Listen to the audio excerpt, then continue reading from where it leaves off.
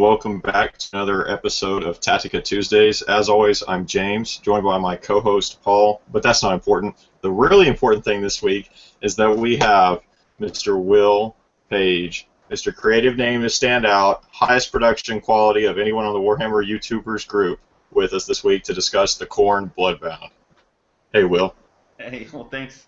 That's I hope I don't sell anybody short when they come in to watch my stuff. Your stuff actually looks like legitimately professional. Like, absolutely. Like, do you do this for a living? Like, actually, like, do video editing and stuff? No.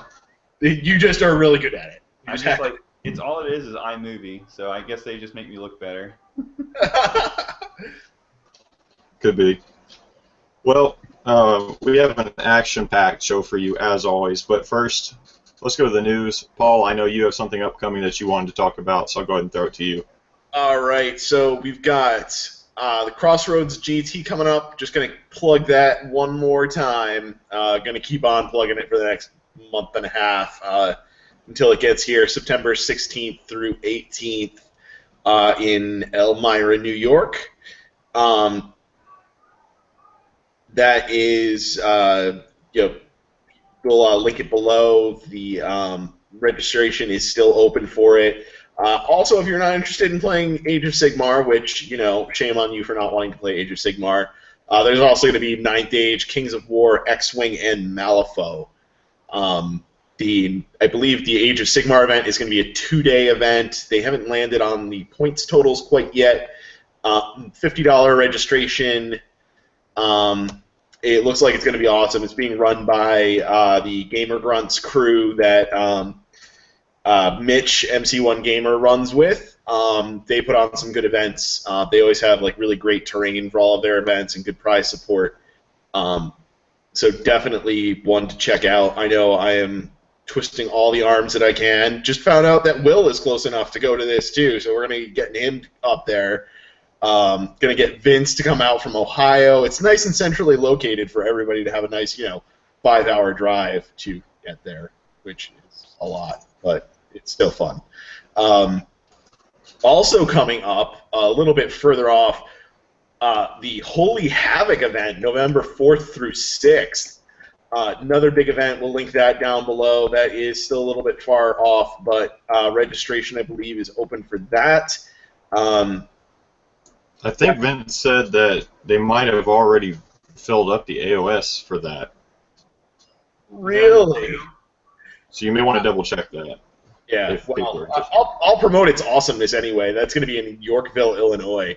So that's going to be a nice, big, awesome GT coming up there as well. And we actually have in the works, I just heard about earlier today, we don't have any official word of anything yet, but there is a tournament in the works for potentially later in August in Connecticut as well. So I've been way too far away for me to get there, land. Listen, it's right near an airport. You're fine. The flight's to Hartford. Right. So for myself, once again, I'm going to plug my own tournament that I've got upcoming. Also the weekend of November 5th and 6th in the DFW area. Again, I'm going to have the link below to the GoFundMe that I'm getting started for that. Basically, the tournament is for charity. Every proceed bit that we raise will go to a local charity that helps, feed the homeless, helps get them jobs, things like that. People who are having a rough time. But to start that kind of thing up is expensive, and so I'm asking the community if they're willing to help me at all. I reached out to the Fat Mats company, Frontline Gaming, and they're giving me the mats at basically cost plus shipping and throwing in a few extra for price support.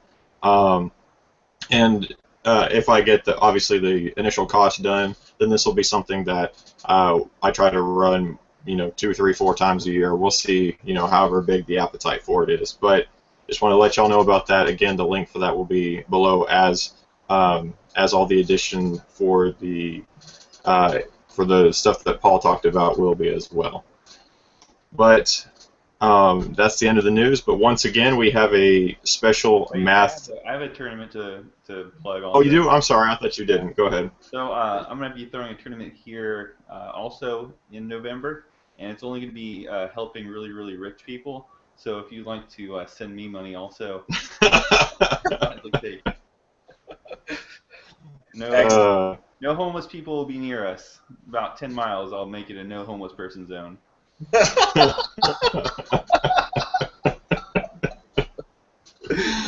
All right. So if you want to go do Will's very classic Republican-esque tournament, there you go. His deluxe luxury GT. Right. Donald Trump approved. Exactly. Trump's going to make a guest appearance, I've heard. But it's going to be amazing. You are not going to believe how wonderful it is. But anyways, with that, we bring ourselves to the Nerdhammer matchup section that Paul has been begging me to allow him to do. So once again, Paul, the stage is yours to set up the battlefield and tell us who will win your proposed contest of champions. Yay, I get to do math. All right. So back a while ago in the last episode, for those of you who have been watching along with us, if you haven't, shame on you. Go back and watch the last episode with Vince. Back a few months back, Vince was briefly doing another series called War Games, where basically we got together to be silly and have arguments about things for the sake of having nerdy arguments. In the episode that I was on, we kind of had, a head-to-head matchup sort of argument about what monster was better. Our choices were the Soul Grinder, the Terrorgeist, or the Flamespire Phoenix. And at that time, I did actually win that segment, first of all. That was the only one that I won in that. But I had actually accidentally deleted my spreadsheet, so I was kind of having to go off the top of my head with everything. And now that we've had some new rulings and points coming out and all of that stuff, things are a little bit different than they were before. So, on top of all this, but because I had forgotten my spreadsheet, I had lost my spreadsheet. I think I did it on my work computer and left it at work. But Tom refused to believe that my math was right. He was just challenging my math. So, I can screen share. I got the spreadsheet right here. Where is my damn screen share? It's up. It's ready for you as soon as you hit that. Yeah. And spreadsheet. Bam. All right. We got this shared? Yep. Look at all this. Look at all of these numbers. We've got our Soul Grinder versus our Flamespire Phoenix. I would just like to point out, first of all, how much more area there is here for all of the attacks for the Soul Grinder. Like, this should just set this up for you in the good feelings of how freaking awesome the Soul Grinder is compared to our puny Flame Phoenix. I'm not even going to go to the Terrorgeist example. We might revisit that again in the future. But the point of all of this is that the Soul Grinder is amazing. He has two different shooting attacks. He's got his piston-driven legs. He's got a Hellforged Claw, and your choice between the Warp Metal Blade or the Demon Bone Talon. And we see over here that the Demon Bone Talon, definitely the superior choice out of all of these, with an average damage output of 3.56. Man, is that good. That is just one of the Soul Riders. I have a question. Is this for 8th edition or Age of Sigmar? This is Age of Sigmar. Oh, okay. And you guys were arguing about this during the Age of Sigmar? Yes. Oh, okay.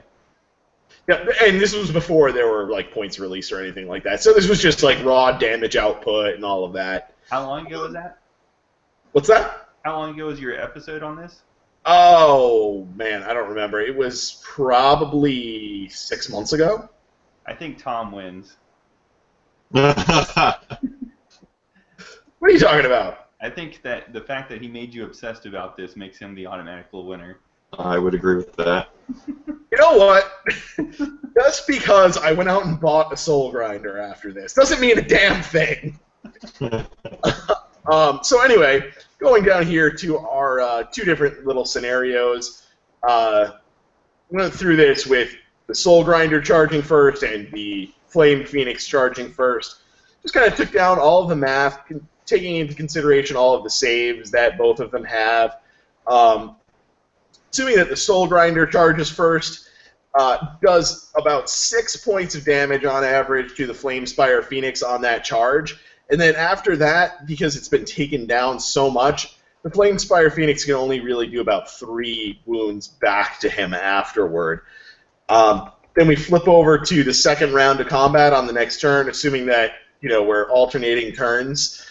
Flamespire Phoenix does 3 wounds back, another almost 5 wounds heading back to the Flamespire Phoenix. And you can see where this is going, guys. Like, this is just going to go back and forth.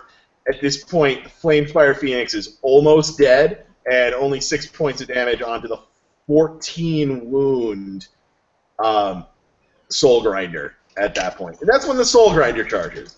Now, the Flamespire Phoenix has that Wake of Fire ability where it can just kind of firebomb something. So on average, it's going to do 3.5 damage to the Soul Grinder on the charge turn. So it's going to get about 7 points of damage in on that first turn. Soul Grinder returning about 5 in that same turn. But because the Soul Grinder then gets to go next, we get another 5.5 damage dealt back to the puny little Flame Phoenix, and the Flame Phoenix is no longer really going to be able to be effective in battle because of how dramatically reduced its power is. It's going to be somewhere down in the 3 wound a turn range. So in both of these scenarios, even when Flamespire Phoenix gets the charge off, we can see here that, turn 1, about 5 wounds taken off, turn 2, another 5 wounds taken off. It's on its deathbed at that point. Next round of combat, Soul Grinder will just summarily take it out. Completely done. Come back, the Phoenix? What's that? The Phoenix will come back, though, right? On a 4-up. But the other thing to keep in mind is that the Soul Grinder is also a Chaos Demon. So it can come back, too. Its summon spell is a little bit more difficult to cast than the Flame Phoenix's 4-up, but it still has the ability to potentially come back, and it's not that badly weakened by the damage that the Flame Phoenix did to it in that first round, so it can just keep going in, charging in for more. But if it's one-on-one, right, then the Phoenix has like an inherent get back on the table mechanic, while the Soul Grinder doesn't. Right, it relies on something else to do so. That is true. In addition, Paul, I'm going to point this out too, because all of your math is great, and I know that you're trying to settle in 2 consecutive episodes here. Your grudge with Vince, and then your grudge with Tom. I think there's a very important point that we have to make here, right? If your Soul Grinder dies in this proposed combat, and you're sitting here like, yes, you can re-summon the Soul Grinder, what I don't think you're considering is that in the match play system, you have to set aside the points to bring that Soul Grinder back. You don't have to set aside points for that Flame Phoenix to come back on its regenerative ability, because it's just healing itself. It's not summoning a new model to the table. But the Soul Grinder, you're returning to the table after it's slain, which I believe is permitted under the match play rules, correct? Nope. If you bring another one onto the table via summoning or anything else like that. Now, if the Soul Grinder has an ability that basically says, hey, when you die, roll a die. On whatever score you get, it comes back up. But if it's a summoning spell and you summon it back onto the table, it counts as an entirely new Soul Grinder, and therefore you have to have the points set aside for it. Really? Yep. It doesn't seem right. Yep, that's part of why my death faction suffers so much under the new rules, and I continue to rage about that. And maybe when the Death Faction book comes out, they'll have a special rule for you that says you get to have double the amount of points in your pool.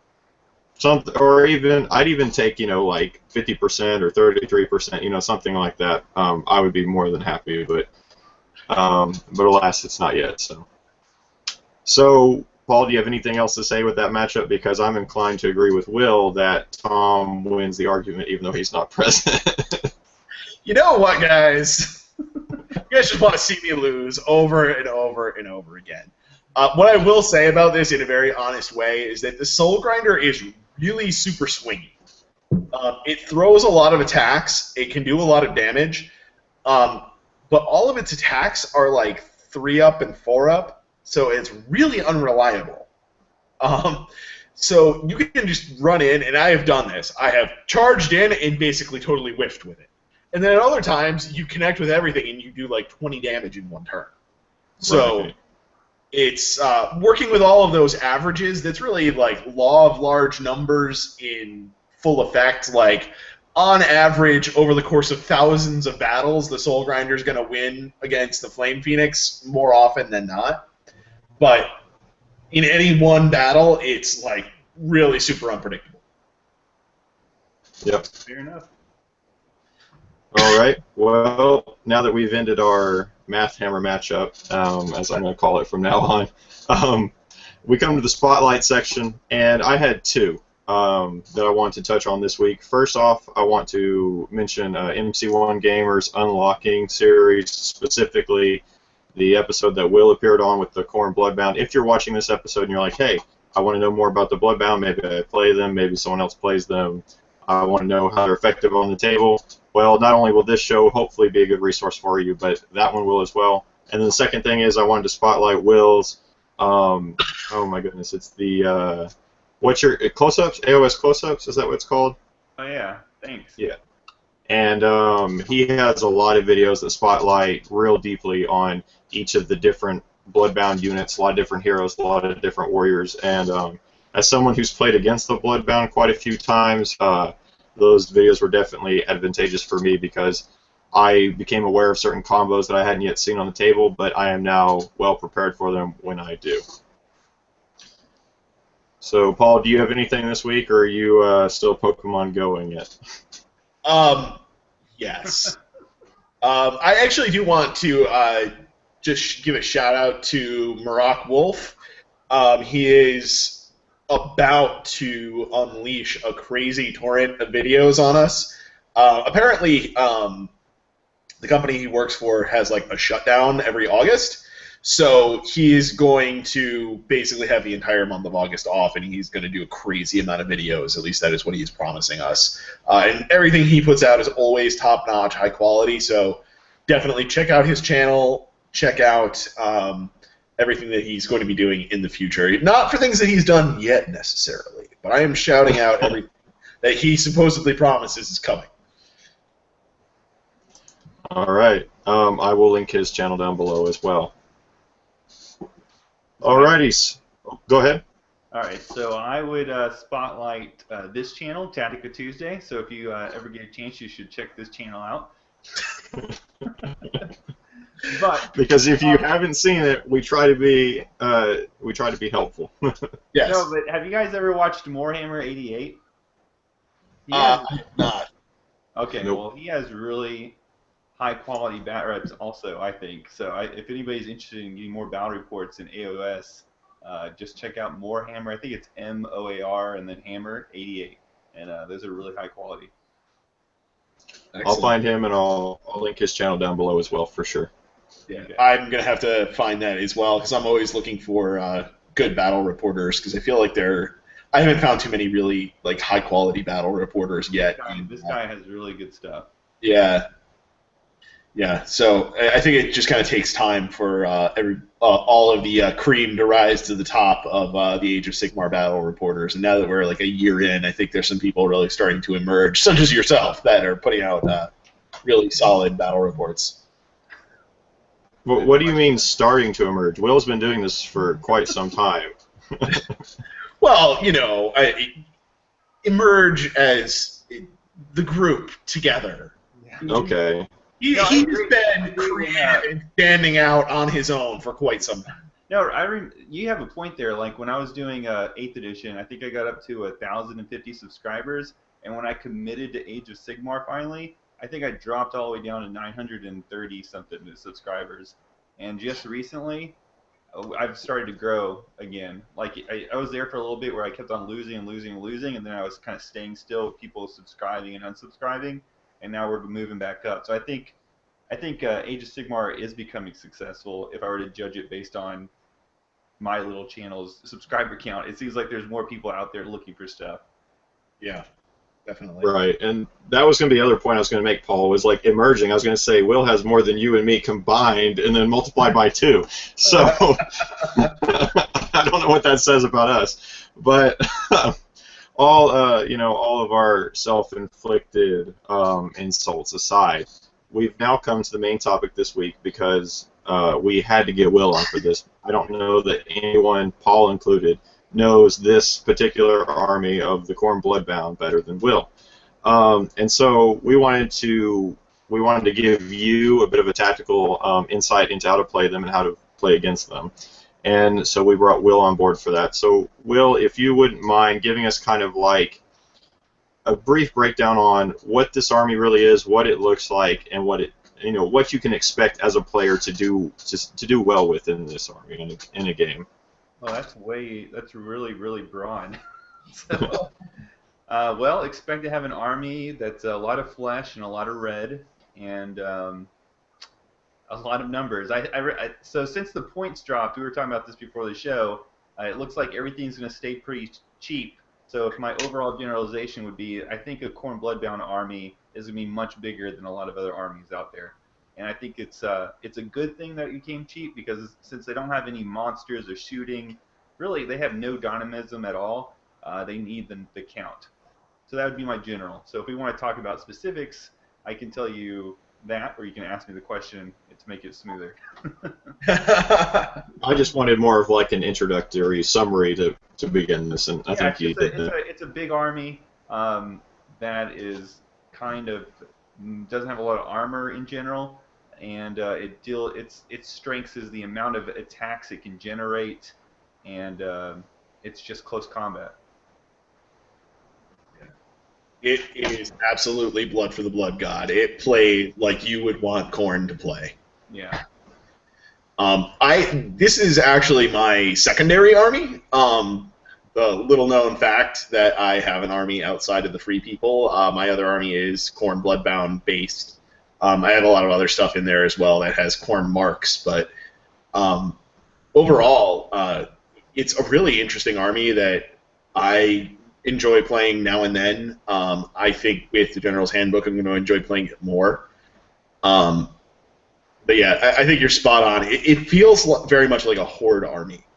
Oh, yeah. That you just have this big rampaging horde of crazy, shirtless, and/or heavily armored guys running across the table, hacking and slashing their way through your opponent. And a lot of your own blood will spill, a lot of your opponent's blood will spill, lots of models will come off the table, and good times will be had by all. Yeah. So, James, do you have any experience? I doubt you actually own a Bloodbound army, right? I don't. I had actually 2 of the starter boxes, but I sold the Khorne Bloodbound halves to the same person. So that's how my friend Henry, who's appeared in some of my battle reports, actually got his start with the Bloodbound. And I can honestly say I don't miss them. I feel like I kind of have their hard counter if you stick just within the Bloodbound with my Death faction. So yeah, I don't miss them. Yeah. So Will, what is your preferred build with the Bloodbound? Like, what general do you like to take? What other leaders do you like to take in your army? Giving you buffs. Like, how do you like to put your army together, and how do you like to play it? Well, I really embrace the horde, style that I think it's designed after. So I really do enjoy playing with all those shirtless Blood Reavers. As far as generals are concerned, I've really attached myself to the Aspiring Deathbringer, just because of what he does. His command ability, it's simple. It's every unit within 6 inches gets another attack to each of their weapons, so it's a great force multiplier. I think it's interesting, though, that the Aspiring Deathbringer has that command ability, and then the Exalted Deathbringer, who, if you read through their fluff, is supposed to be like the higher ranked. He's the second in charge to the Lord of Khorne. It's like his rules discourage him from ever being the leader. So while I take my Aspiring Deathbringer, he would be in charge of, and the Exalted would be subservient to. his lackey, and that's just because of the rules. Like the command ability is not that great. It says the command ability is like I think it's 12 inches. Everybody uses his leadership of 8, which is okay. There's so many ways to make your Khorne Bloodbound kind of fearless. Right. I know that's an old term, but you can make it kind of fearless. And then when he's not your general and he's close to your general, he gets another extra 2 attacks, and he's actually kind of killy, so you kind of want to use that. So it's kind of funny. You would think that as far as game design, they would have just kind of switched those roles, but that's not how it is. So.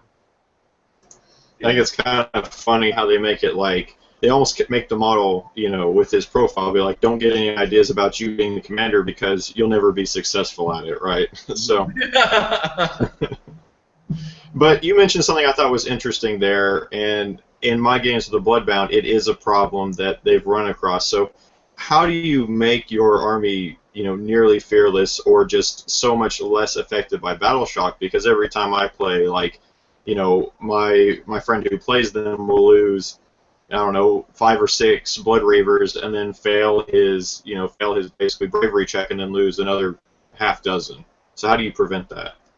Well, I guess so there's a bunch of different ways. The 3 of them I can think off of my top of my head where you can ignore battle shock is to run the Blood Secretor and just have him in place to put the staff in the ground. The other is to run the Dark Feast formation, where all the Blood Reavers that you're bringing to the table will be fearless if they're part of that formation. And really, 3 units of Blood Reavers is enough. And then the other one is to run the Wrathmonger. I forget what that's called, the formation, but every unit within 8 inches of any of those models will become fearless or ignore battle shock. So there's the ways to make them ignore the battle shock phase, but the key, I think, is to build in redundancy in your army. And so what I like to do is I like to bring the Dark Feast formation, but I also bring the Blood Secretor, because if I just bring one, it's kind of easy to kill off the Blood Secretor, and it's kind of easy to kill off the Blood Stoker, which is key for the Dark Feast, to make that battle shock be ignored. And then if you bring the Wrathmongers, I mean, if somebody knows that's all you brought, then target the Wrathmongers. So you need to build redundancy. And I think overall, I think the Bloodbound calls for a lot of redundancy. If you're trying to be, you know, competitive. I mean, obviously, I'm the last one to talk about competitiveness, but as a layman, that's what I see. As an amateur, that's what I see. I'd say that's good advice. Yeah. So, Paul, your own question back to you, because I know that you've played them some. Obviously, not as much as your 3 people, but who do you typically like to have as your commander for the Bloodbound, and what kind of, I guess, style do you like to build your army towards? Like, what's your end goal? I actually go in a little bit of a different direction with the Bloodbound. I prefer going in more of the heavily armored direction. So I usually go more for the armor and the speed. So I'm more likely to take the Mighty Lord of Khorne, who, for all the 8th edition people, it gives up to 3 units of Swift Stride rule until end of turn. For everybody else, charge on 3d6, take the highest 2. So it makes them a lot more mobile. Also using some Bloodstokers to get things moving a little bit more quickly, adding to their movement. I guess I don't fully embrace Khorne the way it's theoretically supposed to be played. I always sort of play things the same sort of mid-rangey kind of way that's like, I want to be able to sit back and pick my charges and be careful about things, and so I lean more towards things that are high-powered and have a lot of armor and can have a lot of speed, so that I can control when combats happen. That's more of the angle that I take. I consider playing a Khorne army just because I like the look of some of their stuff, but definitely playing against the Bloodbound has kind of discouraged that. But for myself, if I did, I know that it would be all about the Skull Crushers. I just love the look of them. And for a mount, the 3 attacks at a 3 up, 3 up, with 1 damage each. Obviously, there's no rand in the 1 damage, but a 3-up is really good for a mount in terms of hitting and wounding. Right. And then they are a little bit faster at the 8 inches, and I understand that they're not amazing. Whenever you compare them to like a Dracoth Rider or a Blood Knight or something, that they leave something to be desired, but they're also quite a bit cheaper whenever you bring them to the table. So their point, 3 of them. I mean, that's really cheap. Yeah. I mean, that's not too bad. You said that's only for 3 though. Yeah, but I mean, let's compare to other things real quick. Like Demigryphs and Pegasus Knights are, the same sort of, monstrous cavalry or heavy cavalry. Those are 200 points for a block of 3. Right. Then some of your other things are even more points than that. How much are 3 Vanguard? Oh, that is a good question. I will look that up real quick because I have the book in front of me. Let's see. Well, Ever chosen. The Vanguard are 360 for 3. Wow. The Vanguard are great, but that just makes these guys. But I mean, if we're going to be in a world of points now, I mean that's a pretty decent exchange, I guess. Yeah. Yeah. Yep. So let me ask you guys this. In the world we're living in now, in Age of Sigmar, we have, our open structure to army building. And Chaos in particular really makes it very easy to blend different factions together and still get a lot of synergy going on. Now, personally, I say I have a Bloodbound army, but really it's probably just as much Bloodbound as it is Slaves to Darkness. There's some Khorne demons in there. I think there may be some other random things in there. Like I think the Soul Grinder is like Chaos Monsters or something like that, or Chaos Demons. So what do you guys think about the blending of factions and how that works together with the Bloodbound?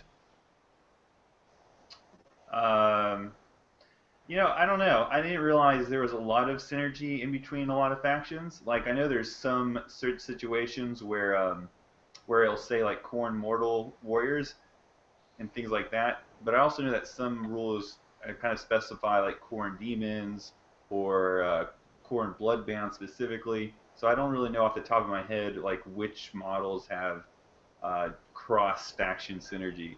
I like it. I like it as long as it's kind of situational and specific. I don't want like everything to be cross Khorne. Like I don't want I know that the Wrath of Khorne Bloodthirster, his command ability would never affect anything in the Bloodbound. It would only really affect himself. I think that's fine. And then if there's other situations where other models within the demons actually affect everything that's Khorne, that's fine. But when it's everything is all or nothing, then I wouldn't like that. That makes any sense. Yeah. Well, like for example, the Aspiring Deathbringer, I believe his ability is any mortal Khorne. So if you took like Warriors of Chaos and gave them a Khorne mark, they're mortal Khorne, so they would get the same additional attack buffs. Thinking about that, what's the points cost for the mortal Khorne guys that are Slaves of Darkness? Because I know before points. I felt like you would never want to bring Slaves of Darkness warriors when you had Bloodbound available to you, because if you gave them double-handed weapons, they are better than Khorne Slaves of Darkness double-handed weapons. Or I mean, actually, I think they're the same. Is it the same? They're the same, but the fact that you give them Gore Fist makes them a little bit cooler. Yeah, and they're the same points. Except they are a little bit better because they always get the strike you when they die move attack. Yep. Right. Yeah. So are they the same points now? If they're roughly the same points, then you probably still wouldn't want to bring Khorne Mortal Slaves to Darkness. Yeah, the Khorne Warriors and Slaves to Darkness are 200 for 10, and the Blood Warriors are 100 for 5. So it ends up being the same. Yeah, so it ends up coming out to be the same. Actually, theoretically, slightly better because you can take multiple small units of the Blood Warriors and get more extra attacks off the leaders. Oh yeah. But I would. Warglaive. I would definitely. I definitely only really care to do the crossover with like the Bloodbound, for example, if it's filling a hole that the faction doesn't already have. So like with the Bloodbound, there's not really any monsters that fall within the Bloodbound other than that giant Forge World one that you are paying a ridiculous amount for. And we now know so, 500 points. Yeah, and he's vastly overcosted. Yeah. So for myself, the only time I would really mix and match beyond this faction is if I'm bringing something like a Scarbrand or some other big monster to kind of fill out the points and be that heavy hitter to either A, just be a distraction for my opponent, draw a lot of fire, or B, to actually take on my opponent's heavy hitters. But otherwise, I feel like the Bloodbound are good enough at what they do. If you build the force properly, that I wouldn't feel the need to go outside into other kind of Khorne Chaos units at all. Cool. Yeah. And personally, I like to mix them a lot because I think the Bloodbound is very kind of narrow, and I don't really like to use I don't like the Juggernauts to the point that I haven't even bought any. So I would rather use like Chaos Knights and Chaos Chariots instead. They're, I think, a better value for the points as well now, and they're better models overall. They're going to charge in, do a lot of damage, serve a similar role, and for at least most of the builds that you're going to put together with the Bloodbound, it's going to work just as if they're part of your Bloodbound force. All the same keywords. Cool. It's definitely going to be easier to get the Skull Crushers though now because of the new Start Collecting box set for the Bloodbound having 3 of them in it.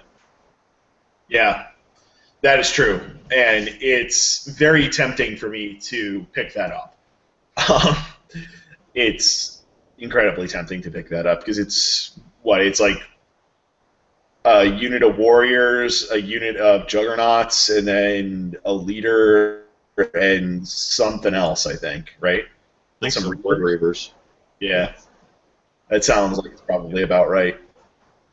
So like you can buy a box of 6 juggernauts for $100, or you can spend 170 and get the same juggernauts plus like an entire army's worth of stuff.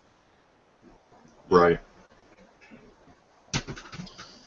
Yeah, so in the new match play system, we also have, the battle line troops. And so we have the 3 different options if you're playing purely within. Paul, is it just Bloodbound, or is it Mortals of Khorne that you open up the 3rd option? It is Mortal Khorne. Okay. So if you're just playing Mortals of Khorne, you have 3 choices. And I was going to ask Will first, which of those 3 kind of fits your play style or is your go-to if you know that you're going to have to bring 2 or 3 of these? Which is the first one you're just like, that's going to be my army? Blood Reavers. I just love them. I know they die to everything, but I think one of the strengths of the Khorne Bloodbound, even though they lack a lot of dynamism and shooting and monsters and all that stuff, is the fact that I think when you first start playing Age of Sigmar, I think a lot of people are like, oh, I'm going to bring my best unit, you're going to bring your best unit, and we're just going to charge each other, and whoever gets the charge off is going to win. And largely, that can be true if you both are playing that type of game. But I think as you learn how to play, you can use units that are just not that great to kind of control the battlefield, and I think that's where the Blood Reavers are good. So I like to use my Blood Reavers just to kind of clog certain parts of the field, and then have my more key units kind of match up against who they want to match up with and fight. And then when we're done with them, and one of the other targets are kind of eating through their Blood Reavers, kind of have them move over that direction now. So then I have more control of how the fights are going.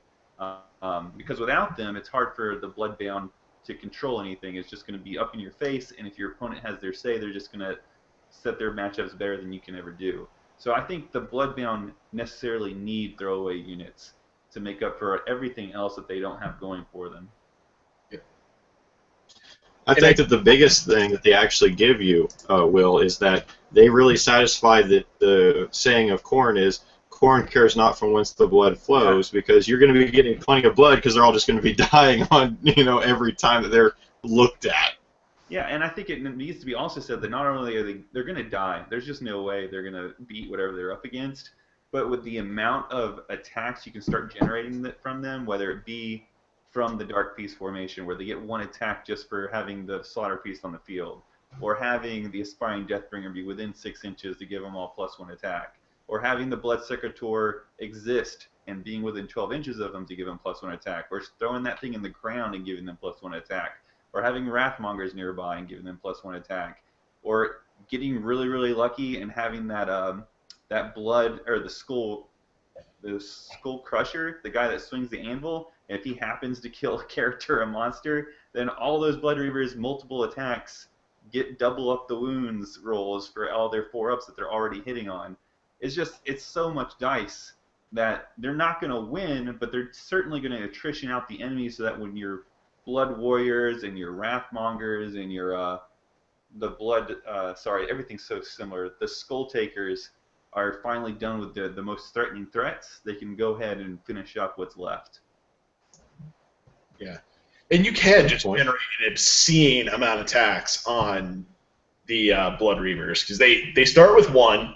If they're near a banner, they get another 1. The Bloodsecrator gives them another 1 when he drops his banner. The Aspiring Deathbringer gives them 1. The Wrathmongers give him 1. So that's 5. Per guy. Yeah, per dude at 60 points for 10. And if you're running double-handed weapons, then you get re-rolling all the 1s. Yeah. Or if you bring that Lord of Khorne that you have on a mount, you're now letting them all wound on 3s. So. Yeah. Yeah. If they charge. If they charge. Which, I mean. They have a move of 6, which is pretty fast for an infantry-looking model. I know they don't have those categories, but I do think they still make rules in the vein of those things. And yeah. I think seeing that they're infantry models and moving 6, that's kind of a top-end speed for them. Yeah, it definitely is. And then you have the Bloodstoker as well, which is basically putting them into the movement range of a cavalry unit. Oh yeah, I've ran with them and it's been insane. They move 6, you can roll up to 6, and you add 3. They can just be in the face of people, blocking avenues of movement and stuff. Yep. So what about you, Paul? Whenever you're building your Bloodbound list, what is your kind of first go-to battle line unit that you're like, this is going in there because I got to pick something? Blood Warriors every time. Absolutely every time. And I do actually just want to give us one quick correction. The Chaos Warriors are actually 180 for 10, so they're slightly cheaper than the Blood Warriors. Which it leads us to believe that they're appropriately costed, right? Because the Blood Warriors are definitely better. Yeah. I still think I take the Blood Warriors and just pay the 20 points more, because I think they're more than 20 points better. But yeah, and let's face it, like, looking at the reality of this is that you can go on eBay and get Blood Warriors like for super, super cheap because they were in the AOS starter box. And everybody preferred Stormcast over the Bloodbound anyway, so the market price is lower. The Stormcast are more valuable out of that box.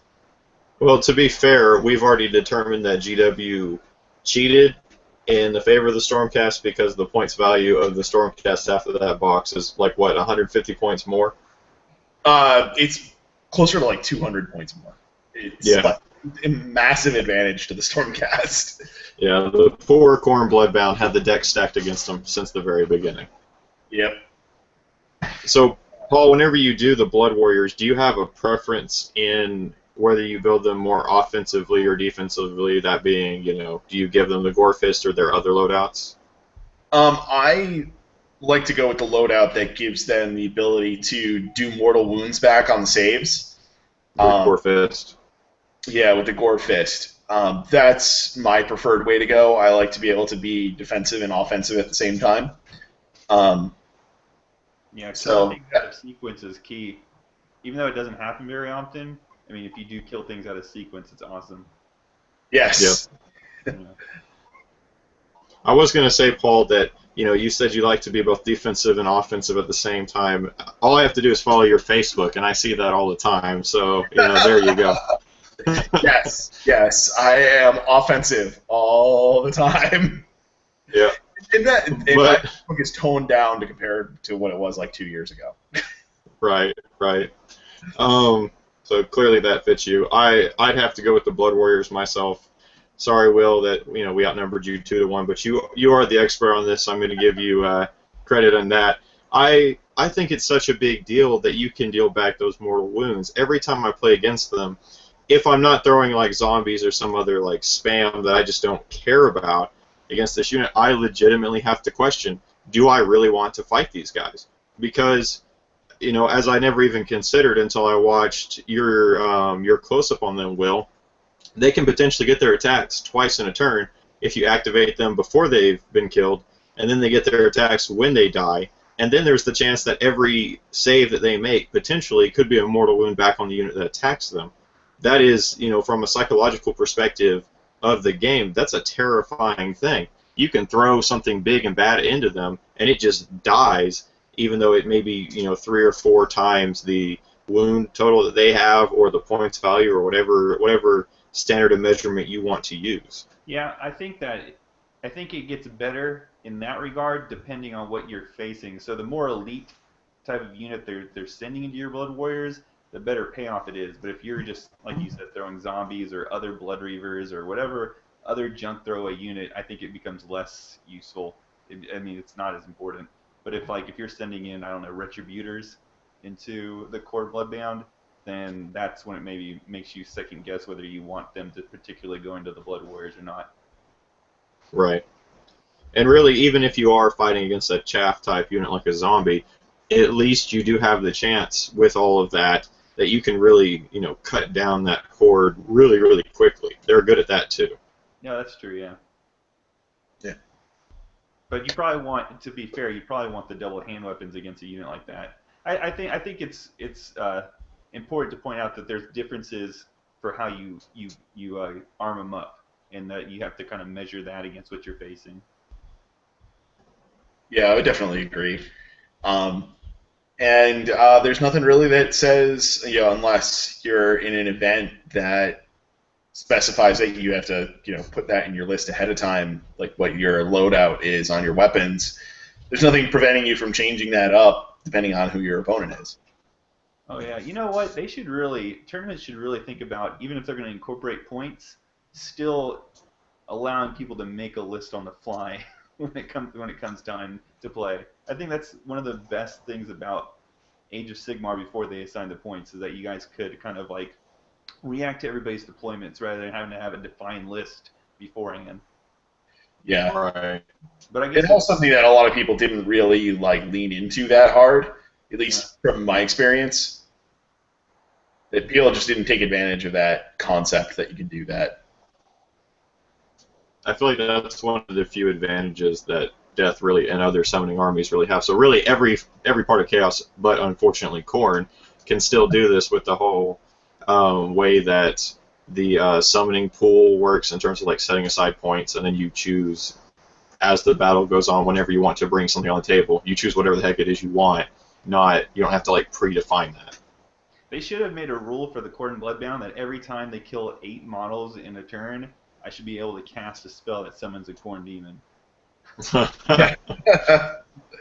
Or, that's not too dissimilar from what they've done with 40k, for example. They have the blood points for the Khorne demon kin, where they, whenever something of theirs dies or they kill something, they get blood points that they can spend later on to summon blood letters and things onto the battlefield.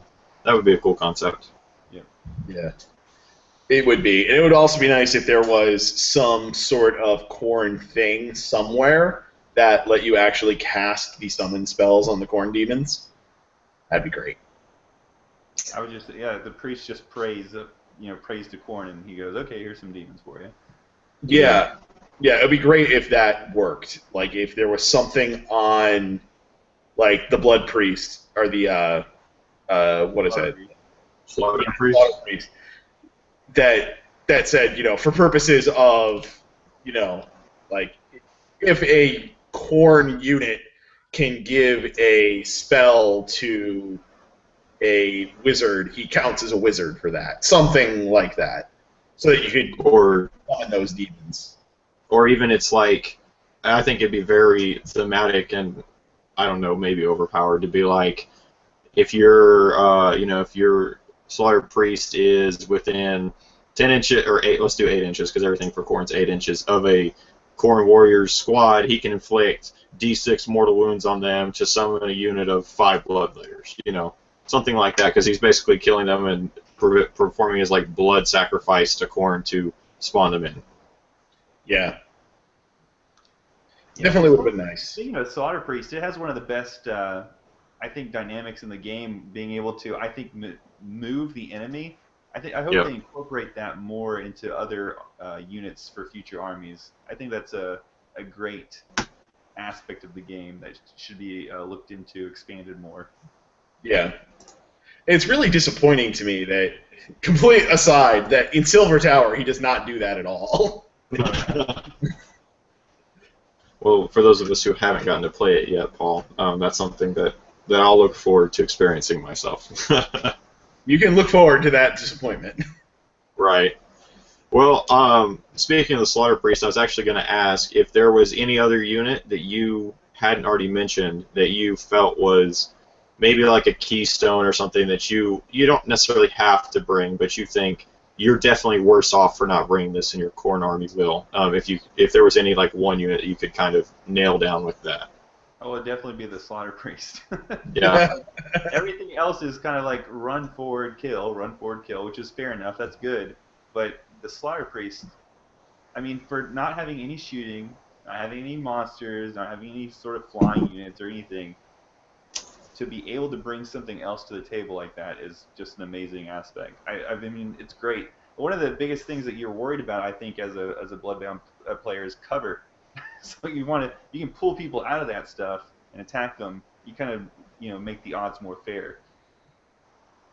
I think the biggest thing with that really is like, again, you look at armies like Death that I say are probably a hard counter to the Bloodbound. And that's the ability of you, if you get that prayer off, you can pull that summoning wizard out from behind their lines and then just jump it with all your troops and just be like, oh, what caster? Where's your magic now? But I think that's a good one. Paul, is there any unit for you other than the Slaughter Priest that kind of jumps out, that's something that you kind of feel like helps make helps kind of make that engine of your army churn? The Wrathmongers definitely are my go-to. They add attacks to your other units. Once they actually get into combat, they are doing lots of damage on their own. They just have crazy abilities. They just feel very much. They just make you want to scream blood for the blood god like every time they get anywhere near anything. And they're awesome models too. So that helps. But they are fantastic. I've never been disappointed by them. I even have fun playing against them. That, I think, is always like... I always like units that I don't mind seeing from across the board. Because I know if I charge those Wrathmongers, right, that something crazy is going to happen. Like, I'm going to get more attacks too. So it benefits me, but on the way out, those guys are going to make crazy crap happen. So I'm not sure what the outcome of this combat's going to be, but it's going to be crazy.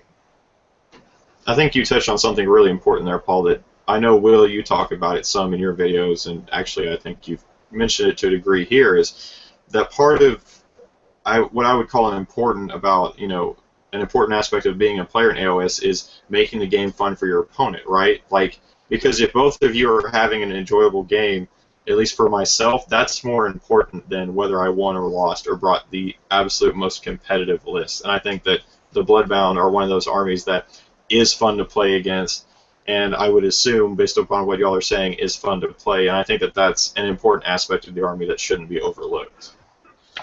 Yeah. Yeah, definitely. I mean, it's fun because everything dies. So you're going to kill a lot of stuff. Your opponent's definitely going to kill a lot of things. And I think at the end of the day, you can both be happy about that. Yeah. Right. It's awesome and it's fun and everybody. I feel like everybody embraces Khorne that plays any version of Warhammer, right? Like even when you're doing things that are not directly Warhammer related, when you are touched by Khorne, you just want to scream "Blood for the Mud God" and do something crazy. My wife knows that phrase. She doesn't even play. Yeah, like my wife knows that phrase too. Like, Me too. Yep.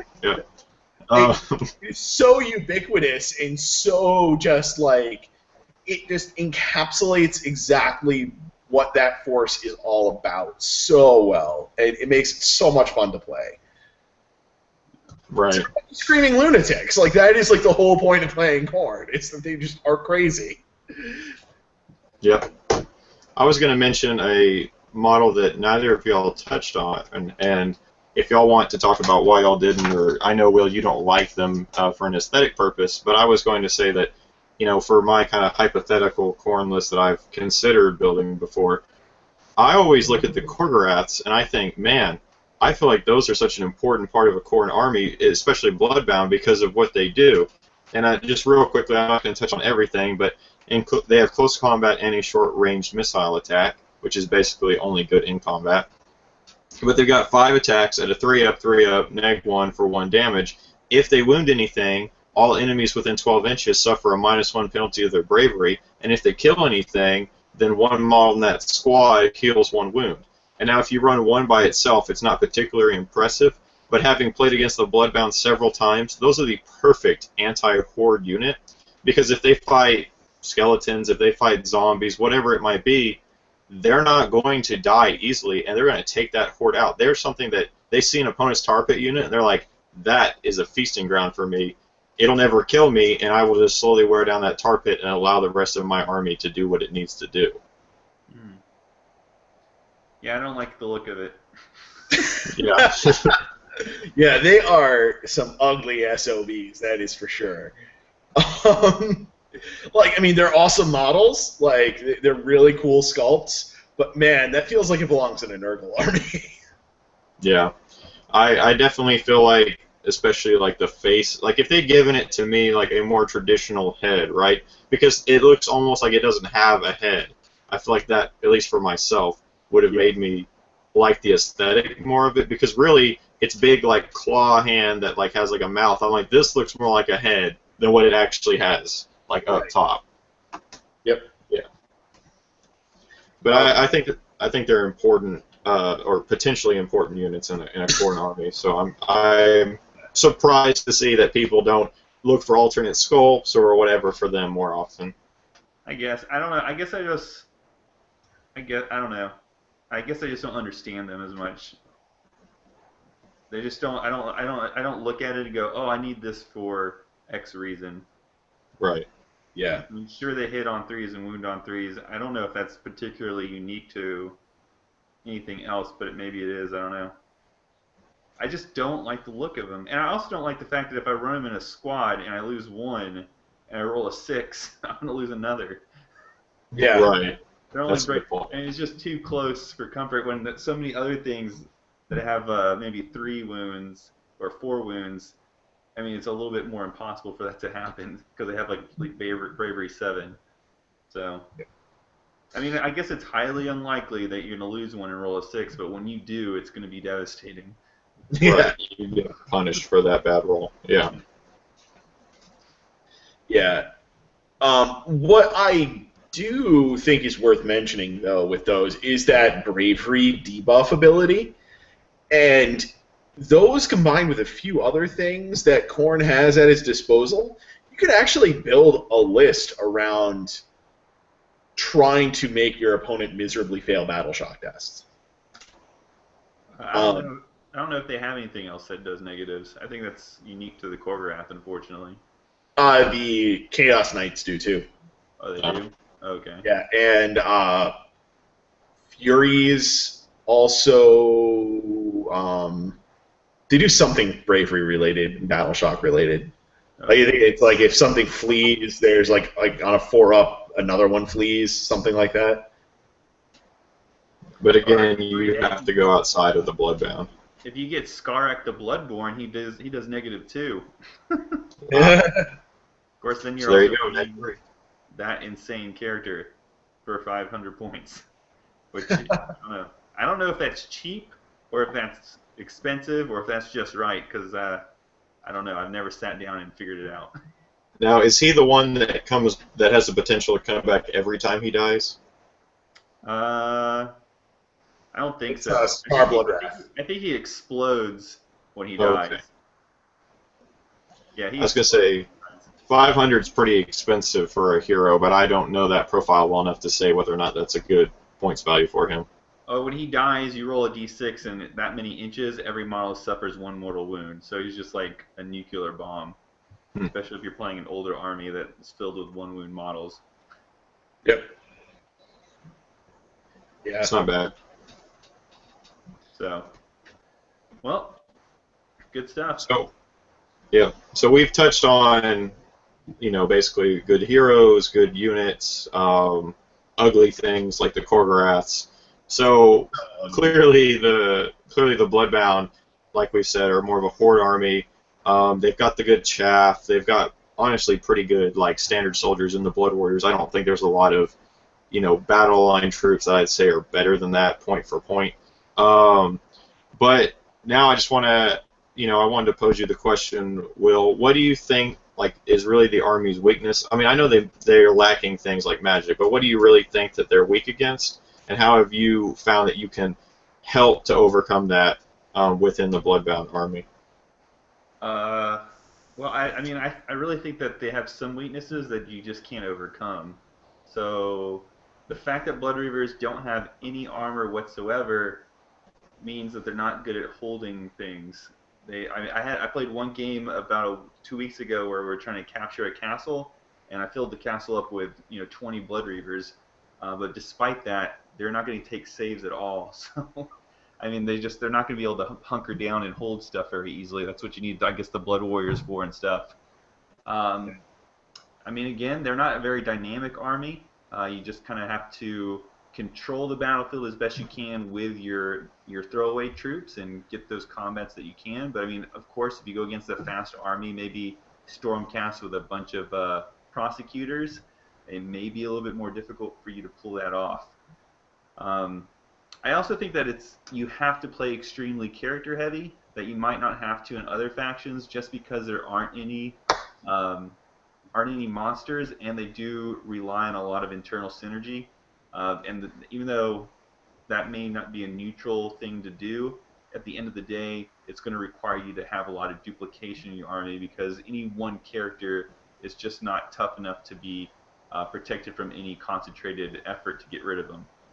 So, I mean, if you're worried about that weakness, that's just going to call on duplication, which I hate. I hate that you'd have to do that at all.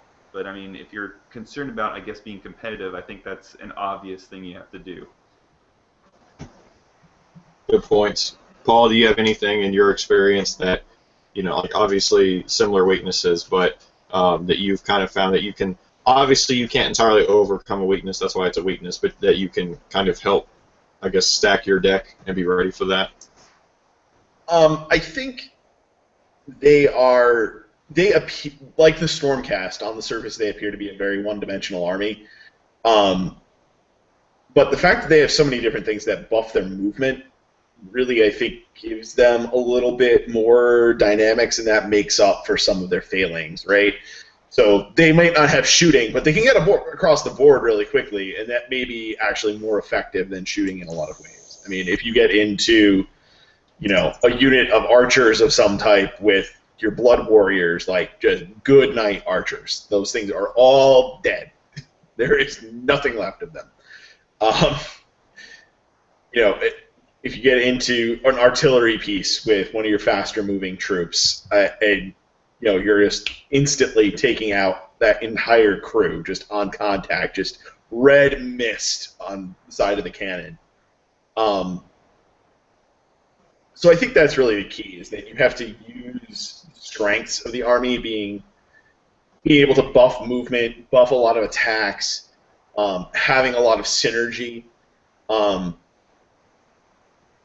using those things to make up for the weaknesses, to make up for the fact that you don't have magic, you don't have shooting, you don't really have monsters, you don't have a variety of things. It's a fairly dimensional, one-note kind of army, but that doesn't mean it's bad. It's really good at the things that it's good at, and if you lean into what it's good at, then it makes up for those weaknesses. Good points. I was going to say that, especially with what Will was talking about with the kind of duplication of heroes, and I was going to just say that I feel like the synergies are what make this army great. Like, obviously, yes, they have their deficiencies and all, but whenever you have the opportunity to, if you have that artillery piece you need to take out, if you have those archers that you need to hit, then it's like, you put that Bloodstoker onto that big unit of Blood Reavers, or maybe even multiple of them, because I haven't yet seen anything that says you can only do one of those, like whipping bonuses on them. So, you can just drive that unit straight into the enemy, and sure, it dies, but with you having basically everything pretty cheap in that army and not having the big monsters, it's like, what do you care that you lost a unit of 20 Blood Reavers? You've got, in a decent size point game, you could have 80 more, and that's not really that big of a stretch, right? So I think that redundancy, even in the sense of you have so many that your losses don't necessarily matter, is another big strength of the army. Yep. Yeah, definitely. I think another strength that I want to just touch on again really quick, I know I had mentioned it before, it's that there's so much synergy between all of the different things that get Khorne keywords, that it's not just about playing Bloodbound, it's really just playing an army that's devoted to Khorne, and if you can do that, you get all kinds of synergies throughout it, and I can't wait to see what the allegiance abilities actually look like for these guys, because they could be kind of crazy. And while we're on that, I don't know, Will, if you've had a chance to check out the allegiance abilities for Chaos or the artifacts, but I'm just curious what you guys are thinking for our Chaos allegiance and artifacts, what abilities you'd be taking, what you would be loading out your characters with. Oh, I think it's silly that you would roll for them, but are also given a chance to choose them. I think they should just made them rollable. I don't think they should have let you choose them. Yeah.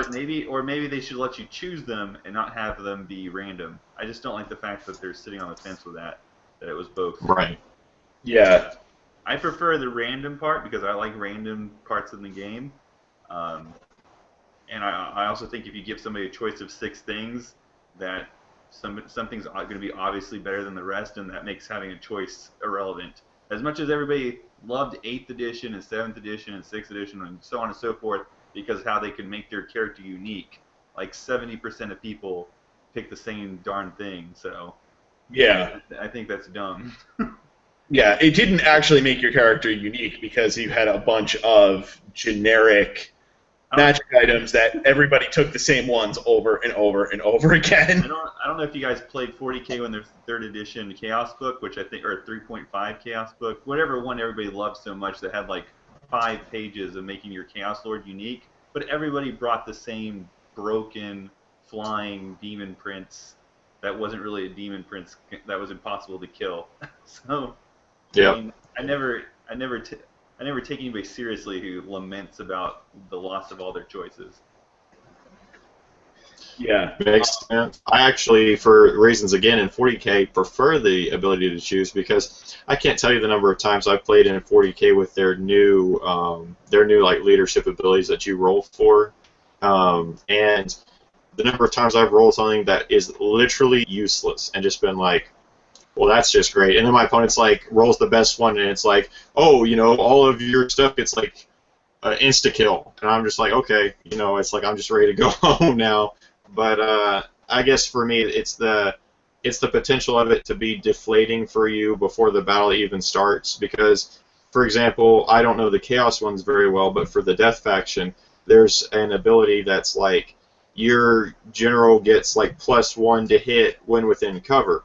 Well, the general I always take is on a monster, so there's literally no point for her to be in cover anyway, so it's like, okay, that's literally useless for me because she will never be in cover and she can't even benefit. Well, are all the upgrades situational? Like if everything's random and everything that's to be randomized is kind of situational, then I don't think it's a big deal, regardless of the fact that maybe sometimes you get screwed over. Because at the end of the day, they're just like minor boosts.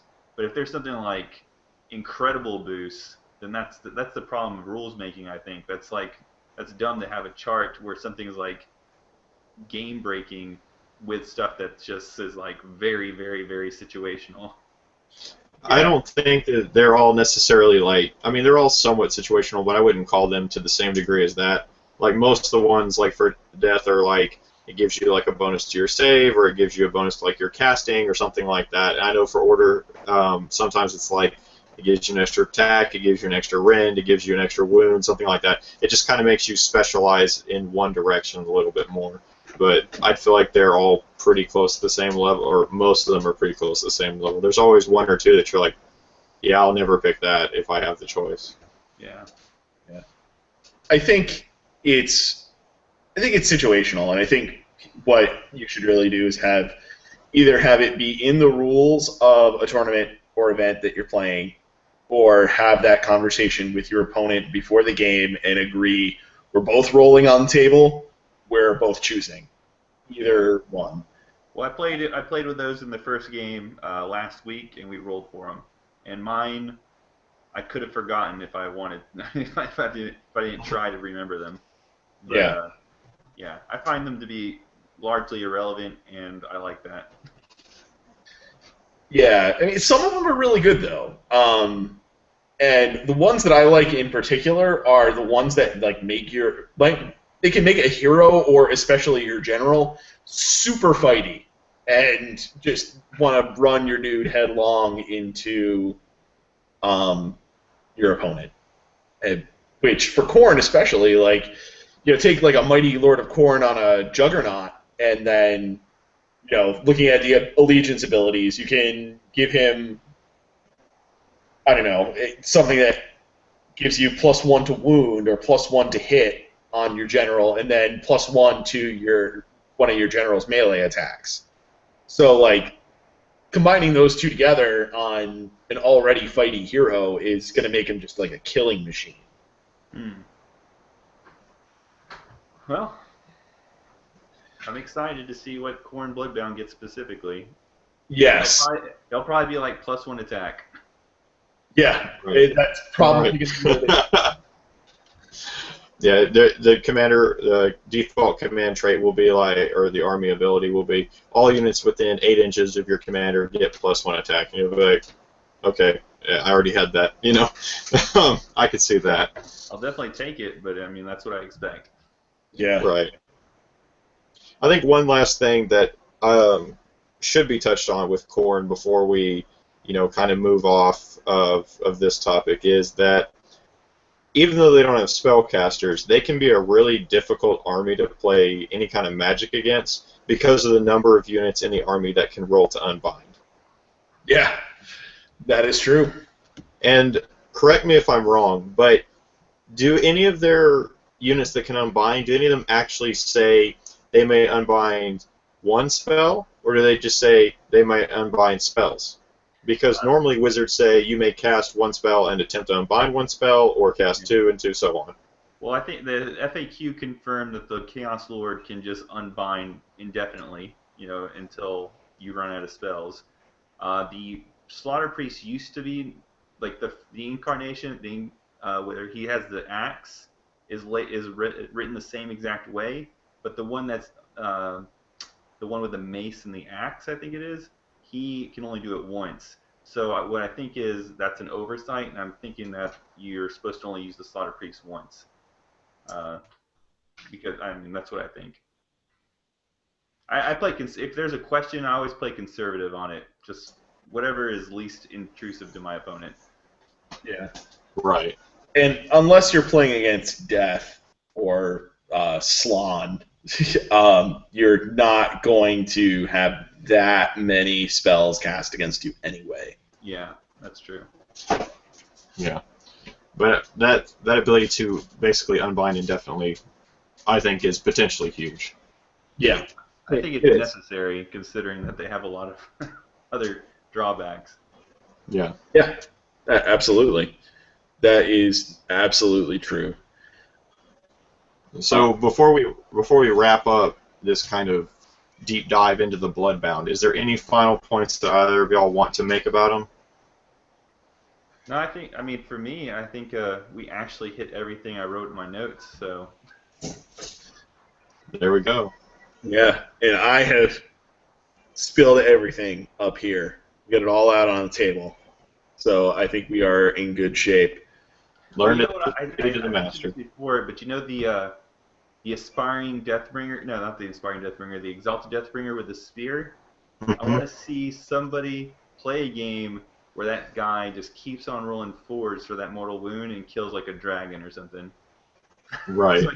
So you can just imagine him stabbing the dragon, lifting up the air, and the dragon's like slowly just going down the spear and dying. That's a good visual. I feel like if it was a unit that big, there should be some kind of aspect to the special rule that's like, if this completely kills the dragon or some other model that's like more than 10 wounds, then the Deathbringer dies as well because he's crushed by the weight or something like definitely. that. Yeah. Yeah, that's my final thought. Yeah. Sounds good. Khorne Cares not from where the blood flows. Exactly. All he cares is that there's plenty of it and plenty of skulls for his throne. So with that, we're going to draw this episode of Tactica Tuesdays to a close. Thank you, Will, so much for joining us. Thanks for having me on. Absolutely. It was a pleasure, and we'll try to get you on at some other point in the near future. And Paul, thank you again for joining me. As always, I've enjoyed having you riding shotgun. Yeah. Provide your semi-entertaining banter. Semi-entertaining? What kind of crap is this? Semi-entertaining? I am the light of this show. I'll let you continue to think that. And thank you, of course, to all of you who have watched this. We really do this show for you. We enjoy it. I know that I could sit here and talk tactics all day. I know that Paul could as well. We do obviously talk before the show and after, and so typically we get another half hour to an hour of tactics talk just for the fun of it around every show. But we really do it all for y'all. So thank you all for watching, and until next time, happy gaming.